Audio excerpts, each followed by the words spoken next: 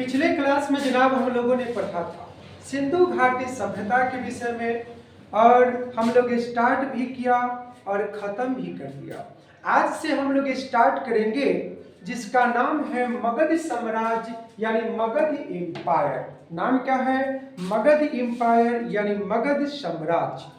अब देखिए मगध साम्राज्य जो हमारा है इस मगध को अभी बोलते हैं साउथ बिहार यानी दक्षिणी बिहार। नाम क्या है? दक्षिणी बिहार। अब कहता है मगध साम्राज्य में एक पहला वंश का उदय हुआ, उस वंश का नाम था हर्यक वंश। नाम क्या है जनाब? हर्यक वंश। वंश को बोलते हैं इंग्लिश में डायनेस्टी। अब देखिए अब यहाँ जब पहुँचते हैं हर्यक वंश के पास तो पता चलता है फाउंडर यानी संस्थापक, यानी दुनिया में हर आदमी का एक बाप होता है, बिना बाप का कोई बेटा नहीं हो सकता है। यानी दुनिया में कोई बच्चा चाहे कि हमको बाप बनना है तो अपने बच्चे का बाप बन सकता है, लेकिन वह चाहे कि अपने बाप का बाप बन जाए ऐसा कभी भी पॉसिबल नहीं। ये हमेशा याद रखिए। अब कहता क्या है कि जो संस्थापक थे उनका नाम था बिंबिसार, और बिंबिसार साहब जो थे 544 बीसी में मगध साम्राज्य की गद्दी पर बैठा और 492 बीसी में इनका इंतकाल हो गया और इनका शासन क्या हो गया? समाप्त हो गया। जनाब का नाम था बिंबिसार। कौन महोदय थे? बिंबिसार। देखिए एक कहावत है, एक कहावत, एक छोटी सी शायरी है कि दिल ने कहा है कोई याद कर रहा है, दिल ने कहा है कोई याद कर रहा है, मैंने सोचा दिल मजाक कर रहा है, मैंने सोचा दिल मजाक कर रहा है, जब आई हिचकी तो पता चला कोई अपना ही है जो मैसेज का इंतजार कर रहा है। अब देखिए थोड़ा सा आगे बढ़ते हैं जनाब तो पता चलता है कि बिंबिसार मात्र 16 साल की आयु में मगध साम्राज्य की गद्दी पर बैठा और बैठने के बाद इसने अपना एक ड्रीम प्रोजेक्ट तैयार किया कि अपने साम्राज्य को डेवलप कैसे करना है। इसने अपने साम्राज्य को डेवलप करने के लिए दो चीजों का सहारा लिया। एक का नाम था युद्ध नीति और दूसरा का नाम था कूटनीति, यानी युद्ध करके अपने साम्राज्य को डेवलप करना। अब कूटनीति, कूटनीति का मतलब होता है गांव घर में लोग कहता है कनियों के भाई और दुल्हों के भाई, यानी मीठा मीठा आपसे भी कुछ बात करेगा और मीठा मीठा आपसे भी करेगा। यानी इसका मतलब है, कहावत है कि मधुर बानी दगाबाज की निशानी। जो हमेशा मीठा मीठा बोलता है ना उस व्यक्ति से हमेशा दूर रहे, क्योंकि वह आपका शुभचिंतक नहीं है बल्कि आपका बहुत बड़ा दुश्मन है, क्योंकि मीठा मीठा बोल करके आपके अंदर में समा जाएगा, आपसे भेद लेकर के आपको ही एक दिन खल्लास कर देगा। ये बात हमेशा ध्यान रखेंगे। अब देखिए युद्ध किया, कौन किया? बिंबिसार। कहता है कि बिंबिसार सबसे पहले अंग देश पर आक्रमण किया और अंग देश की राजधानी कहाँ थी? चंपा।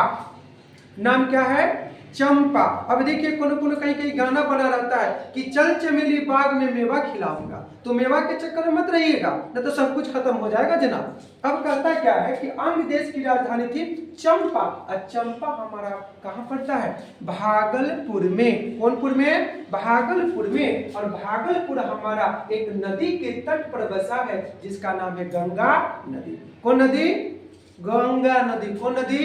गंगा नदी। अब कहता है कि गंगा जो नदी है ये भारत की सबसे पवित्र नदियों में से एक है और गंगा नदी की लंबाई टोटल का टोटल 2510 किलोमीटर है। और ये हमारा गंगा नदी भारत के 5 राज्यों से होकर के गुजरती है। और पांचों राज्य का अगर नाम जानते हैं तो ठीक है, ना जानते हैं तो थोड़ा सा समझ लेते हैं। देखिए बुआ निखिल बाबू, अगर बनना है बेस्ट तो देना होगा टेस्ट और लेना है नॉलेज तो आना होगा आनंद कॉलेज। हमेशा ध्यान रखिएगा इस बात को।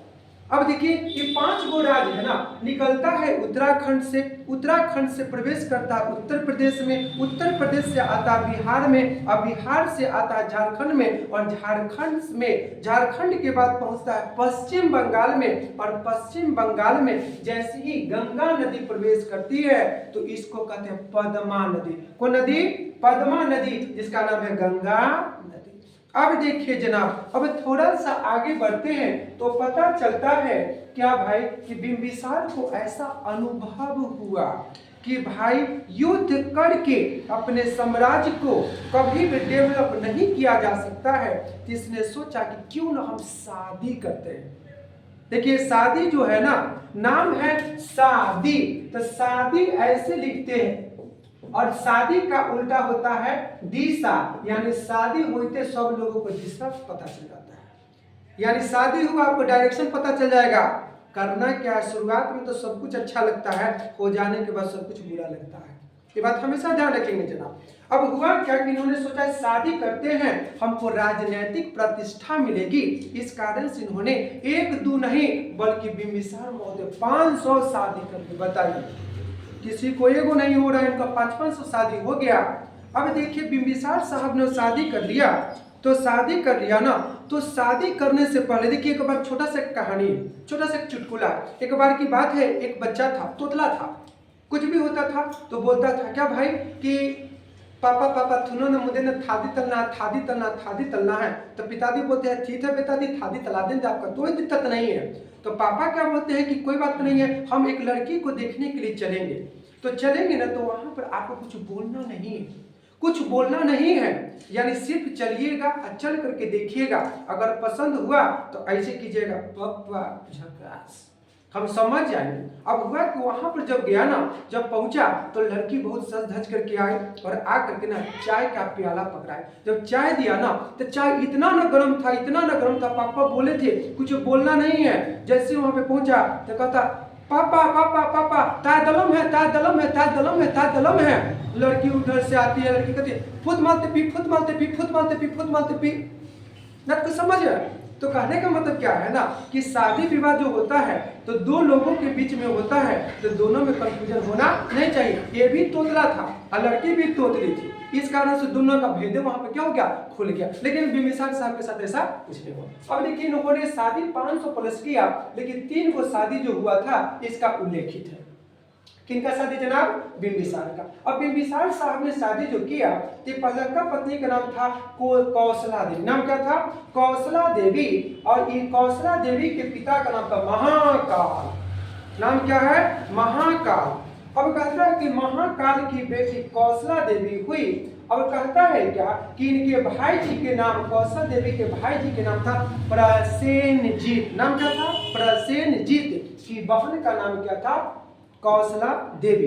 अब देखिए कौशला देवी का विवाह हो गया बिंबिसार से, और जब शादी हुआ ना जनाब, तो दहेज के रूप में इनको मिला काशी ग्राम। कौन सा ग्राम, काशी ग्राम। और ऐसा कहा जाता है कि उस जमाने में यानी इनको 1 लाख रुपया की सालाना आमदनी कहां से होता था, काशी ग्राम से होता था। और जब शादी हो गया बिंबिसार साहब का, तो अपने आप को थोड़ा सा आर्थिक रूप से ये क्या समझे, मजबूत पाया, जिस व्यक्ति का नाम था बिंबिसार। अब देखिए कहता क्या है कि बिंबिसार साहब की दूसरी शादी वैशाली में हुआ और लड़की का नाम था चेलना, यानी चेलना से विवाह हो गया, यानी चेलना सो बिंबिसार। नाम कह राजा जी, चेलना सो बिंबिसार। शादी हो गया वैशाली में। उसके बाद ये चले गए पंजाब में, और पंजाब में जब पहुंचे ना, तो वहां पर भद्रकुल प्रधान की बेटी क्षेमा से शादी हो गई। यानी इस प्रकार से बिंबिसार यूं तो 500 से ज्यादा शादियां किया, लेकिन 3 गो का नाम क्या है, इतिहास में उल्लेखित है। इनको राजनीतिक प्रतिष्ठा तो बहुत मिल गया, बहुत ज्यादा इनका साम्राज्य डेवलप भी हो गया। और इन्होंने अपनी राज्य की राजधानी यानी मगध साम्राज्य की पहली राजधानी का नाम था राजगीर। नाम क्या है, राजगीर। और राजगीर का अर्थ होता है राजाओं का घर। किसका घर, राजाओं का घर। और ये हमारा जो है ना 5 पहाड़ियों से घिरा है। कितने पहाड़ी से, 5 पहाड़ियों से घिरा है, जिसका नाम है राजगीर। और साथ में कहता है क्या भाई कि 16 महाजनपद यानी 16 महाजनपद की चर्चा हमारा अंगुत्तर निकाय में मिलता है।